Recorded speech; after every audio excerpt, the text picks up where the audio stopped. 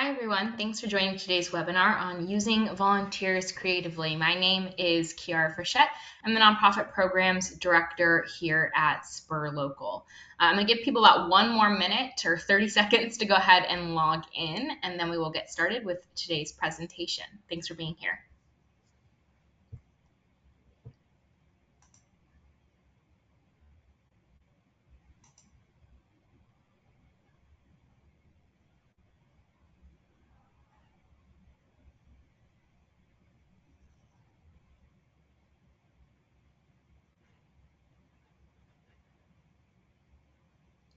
All right, we're gonna go ahead and get started. Thanks all for being here, really appreciate it. Today we're gonna be talking about using our volunteers creatively. So today I'm gonna be touching on ways to be thinking about our more traditional volunteer roles in different ways, and then also exploring ways to think about free or low cost support for your organization. So my goal here today is to go over more targeted ways to reach out to who you're looking for and really think about options or ways to engage volunteers at our organizations.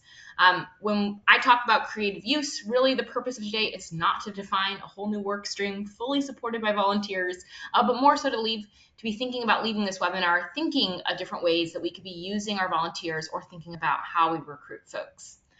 For anyone who is new to GoToWebinar, and this might be your first webinar joining us, I'll just share, if you have any questions at any point, feel free to go ahead and pop them into the question box. What that looks like here on this platform is a chat box with a question inside. If you have questions at any point, feel free to go ahead and drop them into that question box, and then I'll receive them on my end, and I'll make sure at the end that we get to any questions that you all have. We will be sending a recording of the webinar as well as slides in our follow-up eval email. So with that, we'll go ahead and get started. Again, welcome. Today I'll be touching on some different levels of recruitment, again, as well as some non-traditional ways to be thinking about volunteers, again, who these folks might be, and really thinking about considerations.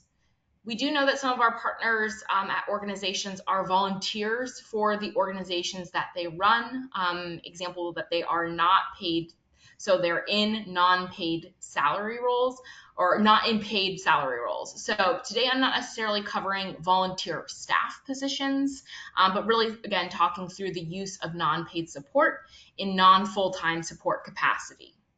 So today's webinar, there'll be some places that I share information of where maybe part-time staff or low bono support might be more appropriate. But again, we're going to be talking about volunteers and the way that we're recruiting volunteers to support our organization, not necessarily covering how volunteers can staff our organization or considering, if our staff are volunteers, really exploring that. So we're kind of thinking about external support and kind of part-time capacity.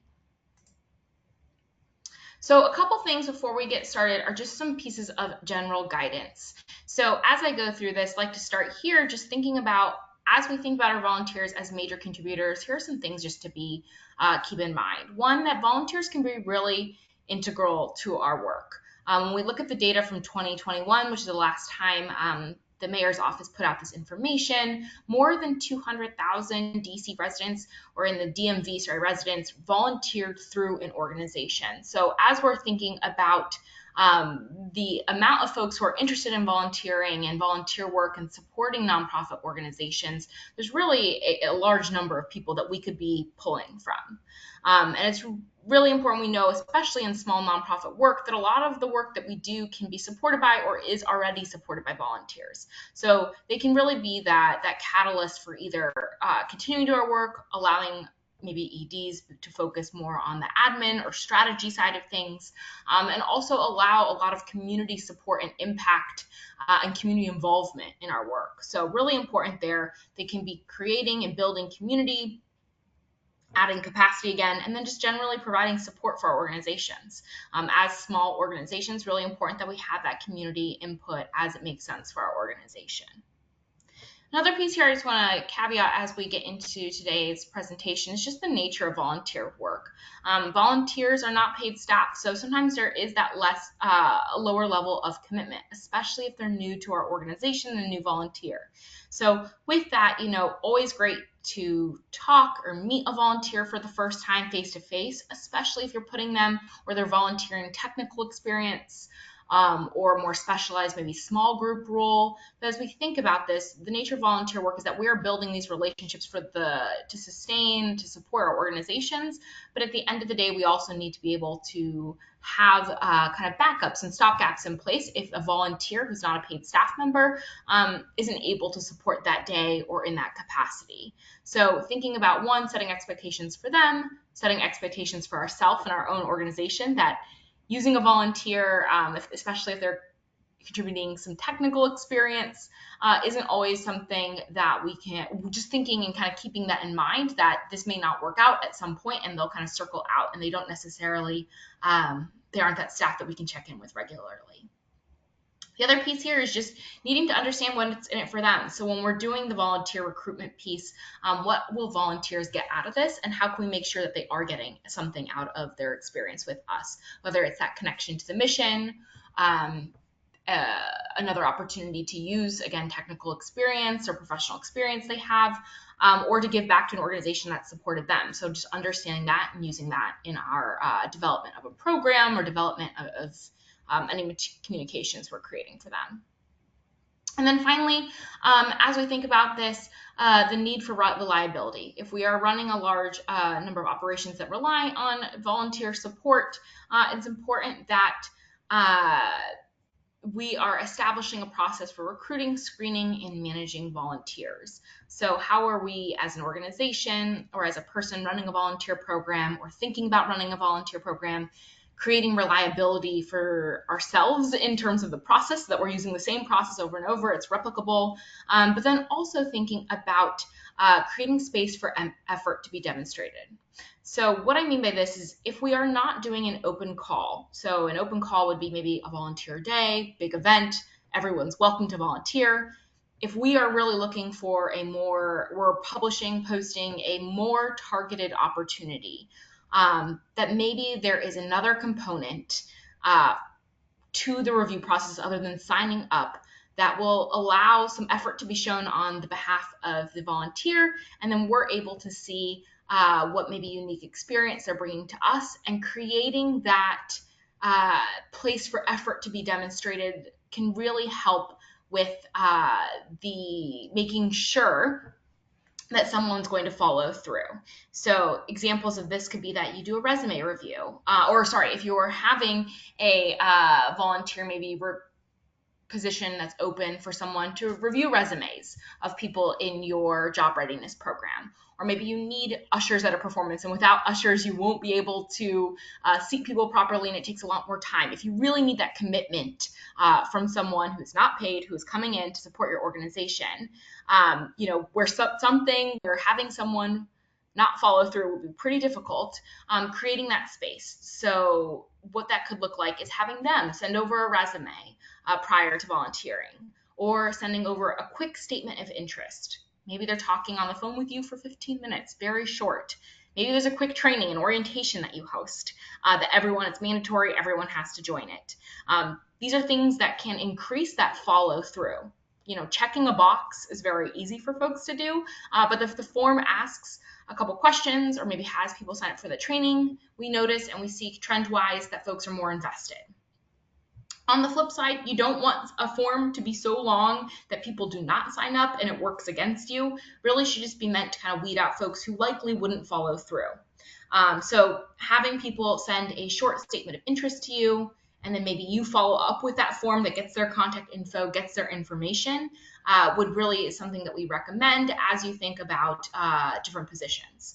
Again, if you're doing a big open ask, you probably don't need that extra check in place for people to show that they're putting extra effort into being a volunteer. But if you do have, again, a technical experience or a technical need or something that really relies on volunteers following through and showing up, you're not able to do it without them, small group, selective volunteers that you need, we really recommend having one extra layer to the sign up process other than just filling out a form to get that commitment and then ultimately be able to retain those volunteers. Again, thinking about what's in it for them. Do they have unique skills for a specific purpose? We want to make that match so that we can retain them. So overall, these are just 3 considerations just to think about as you're thinking about volunteers. I'm going to get into plenty as we continue with today's webinar. So the first tip here, again, what I'll be covering really is what we need, who we need as a result, and how do we end up staffing or thinking about who we're bringing in. So starting off with what we need, we should be really thinking about what volunteer opportunities could exist at our organization. So what do we need support on? Depending on our answer to this, we may be looking for different people and different experiences. You likely joined today's webinar because you had something in mind that you might need volunteer support on. But if you don't, I would recommend, and Katie will send in our follow-up, our programmatic time flow worksheet. And on this worksheet, you'll be able to reflect on where you want to be spending more and less of your time. This worksheet doesn't necessarily determine that everything you want to focus less time on should go to a volunteer, but rather helps you determine what can be shifted off your plate, and from there thinking if a volunteer could fill that role. So if you're not sure, as you're looking at these 4 large categories, where you would even begin to get support or where you should even start, I'd recommend working through that programmatic workflow worksheet to kind of determine what you want off your plate or what makes sense to kind of come off your plate, and then from there determining if a volunteer would be the right fit. So as we think about potential support, I wanted to share these 4 kind of main buckets of how you could potentially be using volunteers. And those are in program support, event support, one-off or project support, and organizational admin support. A bit later, I'll share how we can be thinking about who and what we need, but I really want to start here just by highlighting that in each of these, you can see opportunities for both virtual and in-person involvement. You can see opportunities for individual and group involvement. And you can also see need for maybe no experience or technical experience. So within these, just know that if you feel like an organization maybe that can't have virtual volunteers, taking a look at this and saying, okay, maybe there is a room for a virtual volunteer. Or maybe there is room for a group involvement, or maybe there is room for I need someone specifically with technical experience. So looking at these, starting here with program support, these are places that we could really use volunteer support in delivering our services, either in the logistics of providing or in the actual providing of the services. So examples of this could be hotline or call center support, mentors, virtual or in person, a driver or driving clients to and from meetings or clients to and from programming. Maybe it's someone signing up to provide snacks for an after-school program. Maybe you have a more physical need that you need someone to help move furniture or move event rentals around. Maybe it's maintenance on your property or in a playground that you might own and monitor as part of your program. Could also be organizing donations. So thinking through what could that program support look like. That's one area. Another part here is event support. So these are likely also, I'll say with event support, places you could also be involving board members in. But if you're not, or you already are, and you're thinking about how to involve others, thinking about, ushers or greeters for an event. Having people sell raffle tickets or manning the silent auction, having some volunteers at check-in and registration, having people give testimonies of your work, sharing out at that event, thinking about how you're sharing volunteer impact. So there's a couple of ways to be thinking about it in the event side. On the project support wise, kind of individual project targeted effort. With this, I'm thinking about, do you have something on your organizational bucket list that just a couple hours or maybe one dedicated effort could go to? Project support, I'd say, is really great for a group. And so this could be something like painting or decorating a space, planting a garden, a creation of a specific resource that you might want to put out to your community. This is great, especially for interns, or as we're thinking about maybe student groups coming in for a day or working with you over the course of a semester, or even writing handwritten notes. Again, that could be something that a board does, but we also know some organizations that on giving to donors, kind of giving a window in, inviting people to be, again, a part of that process and that stewardship process. They invite and they bring in snacks for those who are coming in, or breakfast for the people who are writing notes, kind of bringing the whole community together. So thinking about project support, again, is that one-off maybe activity, something that one dedicated effort, a couple hours, might be able to completely knock out.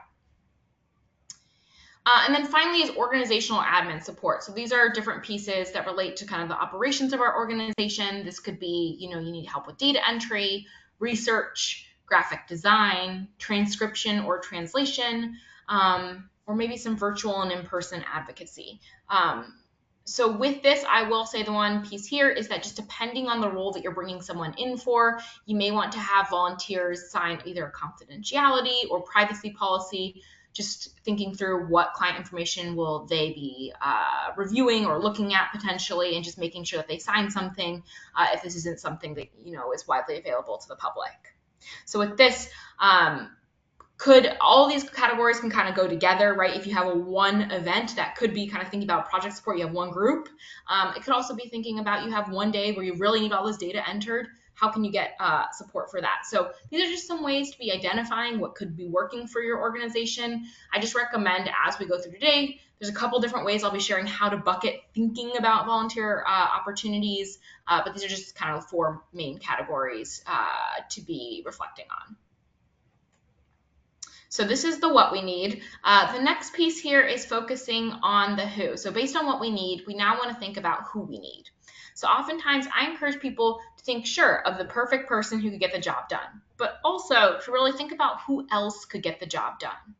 So when we are working with volunteers, we want to capitalize on their energy and ability to give. So if we have in mind who we need and they fill most of our boxes, that could still work really well for our organization. But it might be a little bit different than how we might frame a paid position, someone who checks off all the boxes. When we're looking for volunteers, we're really thinking about who checks most of these boxes, and if they don't check a certain box, does that make more work for us? And if it does, maybe you do need someone to meet all your criteria. But if meeting maybe 80% of the criteria will work to get that one specific part of the project done, definitely move forward with that volunteer.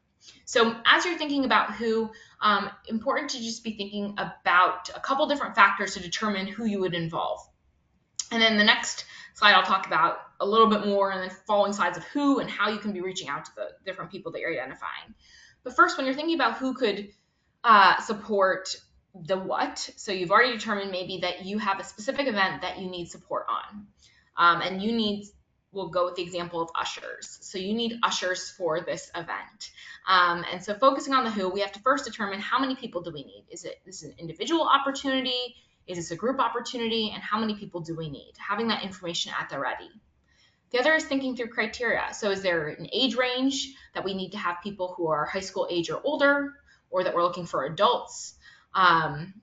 Is there other criteria that they need to meet to be able to perform that duty? So thinking through maybe, again, age range, do they need a background check? Do they need to be able to have a car or reliable transportation to get to this event? Being able to share what that is. The other piece here is time. So is it a weekday? Is it a weeknight, evenings, day? This is really important too if we're creating ongoing volunteer opportunities where people are signing up, maybe to have a shift at our animal shelter and we need someone to come in Mondays at 4 o'clock. That's the time that we don't have filled currently. We're sharing that it's a weekday, and this is when we need them. Another piece is just thinking through for yourself. What's the cadence of the who?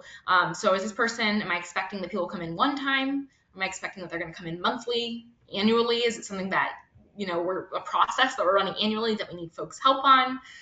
Or is it ongoing, something that they're coming in maybe weekly? And then finally, just skills. Are there any technical skills that are needed for this position? Kind of goes under criteria, but I like to pull it out, just especially if we are thinking about bringing people in for the technical experience. If there's a certification or anything we need, just calling it out, similar to how we would in a job position description, putting it into a volunteer description.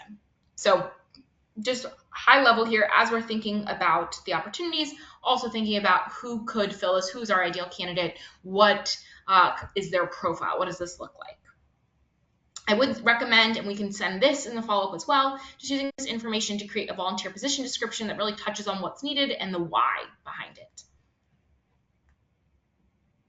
Tip number 3 here is to determine the how. So now I want to get into the how, which is how will we staff what we need support on now that we know what we're looking for support on and who we are targeting. So we know what, and we know the general profile. So how will we find the people? Why do we need volunteers? So depending on why we need our volunteers, it'll help us determine how we find the support. If the why is because we need more hands on a project, why is it important that I involve community members in a specific event or process, or that I don't have experience or not enough time in the day? The why, is really how I'd encourage you to think about as you go through this. So thinking about, what you'll see here on slides, you'll see a quick needs assessment and some ideas for who to involve and the why behind it and the how. How do we make sure that we're filling this gap? So on one hand, you say here, you need more hands on something. You just need more staff members. So this would be great for creating a volunteer opportunity, potentially for individuals and groups. What I recommend here is that you consider an open versus individual ask. And then also, if you are making a open ask or an individual ask, just making sure you're sharing time, place, date, but really also considering attrition. So if you need more hands on something, making sure that you're recruiting a certain number of people, knowing that some might fall off if you're especially having that open ask. If the why we need volunteers is because we have a specific project in mind. That's, again, going back to that project support, which is great for groups, school programs, contractors. What we'd recommend considering here is just the preparation of the project and the why. So what time would be needed to be able to prepare and hand something off to someone? What is the why behind it? How are we connecting them to the larger goal of the project? If community involvement is integral to our process. For example, for us here at Spur Local, we involve community advocates and community members in our nonprofit review process. It's really important to us that community is a part of that process and that we hear the needs and the recommendations of the community members in the DMV area. So if that's something similar to your organization where you need the community to be involved, kind of as buy-in, as a way of representing multiple points of view, this is something that you could be thinking about, right? So great for longtime supporters or volunteers, great for newsletter subscribers, grassroots, engaged donors, folks who are already aware of your work and you want to get them involved. So reaching out to them. We would just mention considering the ask and the why behind it. With experience or a knowledge gap, if this is the why you need volunteers because you don't have specific knowledge on something, this is great for pro or low bono support. Could be great for current volunteers. Could also be great for your board and your board network, them sharing out with other professionals maybe in their space or your board to be involved in. What we would just recommend considering here is just the level of service or training needed, and then also collaboration with paid staff. So if you're bringing in someone with specific technical experience, will they have to collaborate with paid staff? How does that work? And making sure that you keep hours manageable or the expectations are set specifically. If you feel like you don't have if you don't have enough time in the day, this may be something that you want to bring in part-time staff, paid interns, or consultants on. And what we recommend here is just considering, is this a full-time staff position? So if it is, are there programs, maybe AmeriCorps Vista, that you could partner with? If this is work that hinges upon the day-to-day, it's probably not a volunteer role. So as you think about this, again, is this an organizational operation, something your services depend on? If so, this may be that long-term volunteer or part-time staff or contractor position.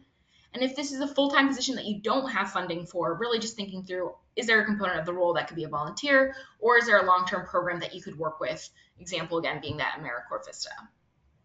So again, anything we give a volunteer, just know that volunteers are just that, volunteers. We're not paying them for their time, so it's often not contractual. So considering the management of volunteers, training and commitment here. But this is just a quick needs assessment. If you're determining throughout today why you need volunteers, kind of honing in on it, using the kind of left prompts to determine who you might be reaching out to can be helpful. Tip number 4 here is to explore partnerships. And so as you think about this, engaging with the community. So creatively engage with the community and exploring partnerships as a vehicle of finding volunteers. So with this, recommend looking at universities and programs. What this can look like is national programs, university programs, and DC internship programs. I already mentioned AmeriCorps Vista is a 1-year-long volunteer program, so maybe using that. As we think about universities, we know American here in the DC area has a program that students volunteer over the course of a semester for 35 hours, and that GW has a similar program as well. So thinking about how do you get connected to those programs and be one of their consistent volunteer opportunities for the course of a semester. Many universities and programs do internship programs here, Ohio State, Georgia, the Truman program, the Do Good Institute at the University of Maryland. Many of these offer unpaid and paid internship opportunities, so building relationships with that network and those different networks could open those doors to consistent student volunteers. Even going one step further, you could think about reaching out to fraternities and sororities at these schools. Thinking about professional societies, do members need volunteer hours? I mentioned this at the beginning, but as we're designing the role, we ultimately need someone reliable. So oftentimes if it's tied to some other group, that professional society, more likely to follow through. Consulting services, Compass Pro Bono is an option here. Georgetown's Hilltop Student Consulting. With that, there is a fee. It's just under $1K for a semester-long project. But if you're looking for consulting services, just looking at targeted support or student consulting. And then finally, as you're thinking about partnerships, looking at groups, these can be groups, corporate, foundation professionals who may want to be able to be involved, corporate social responsibility offices, giving circles. School programs, again, can make sense here, but they may not, depending on what you need support with, but also could maybe look at civic groups or giving circles, junior league, other associations. So as you're thinking about this, if it makes sense, if you have an ongoing opportunity or you're thinking about that project-based support, here I just wanted to show some different ways you can be thinking about partnerships. Number 5 here is just to advertise your positions. I won't spend too much time here because I know we're getting close to time and I have one more tip to share. But as you're thinking about advertising positions, if you're thinking about students, we know Handshake is a great way that they are looking for internship opportunities and also volunteer opportunities. We've also heard recently from multiple universities that they use GivePulse to find student volunteer opportunities and consistent volunteer opportunities. So those may be 2 platforms you might want to look at. Professionals, if you're looking for technical experience, posting these positions on LinkedIn or professional societies. And then finally, if you're looking for individuals and groups, thinking about advertising them in neighborhood community boards, or asking if it makes sense with your relationship with a corporate donor, if their employees want to get involved in a certain way, or making sure that this is posted always on your website, if it's an open ask especially. And then finally, my last tip here is just to ensure success, a couple other considerations you may want to be thinking through. I already mentioned the piece about raising the effort to apply for search for seriousness for those long-term or technical positions, so kind of having a 2-step application process for longer-term volunteers. Another thing to be thinking about is when you recruit new volunteers, utilizing current volunteers, and really focusing the pitch on acknowledgement of their current support, connection, and the impact they'll have in these new different ways you're thinking about. Thinking about staff capacity of who's going to manage the process and management and what does collaboration look like. Really great for setting expectations, especially as you consider how folks will work together on different projects. Orientation, what does orientation look like? What we recommend here is if there is a training needed, just considering a virtual orientation recording or a volunteer manual, having something evergreen that you can share with folks. And then finally, as you kind of put this all together, thinking about the success of using our volunteers maybe in new ways, is just how do we continue to steward our current volunteers and steward our new volunteers, and make sure that expectations on both sides from us and our volunteers are one and the same. So last but not least, I will just leave you with 6 things to do today, this week, this year, this month, as you're thinking about what to do next and thinking creatively about your volunteers. So 1 is just identifying gaps from regular volunteers or your new needs. So what is the need? You probably only have the capacity to manage 1 to 3 types of service, so just prioritize where could you use a volunteer realistically. Determining who you need and why you need them to define how you might find that support. Focusing on immediate impact, community and connection in your recruitment, exploring opportunities for partnership, especially if you're thinking about that group involvement, and then continuing to thank and appreciate your volunteers. So I know that was a lot and I talked quickly, but if you have any questions about anything I mentioned today, feel free to go ahead and put that in the chat, and I'll hang on for a couple of minutes here.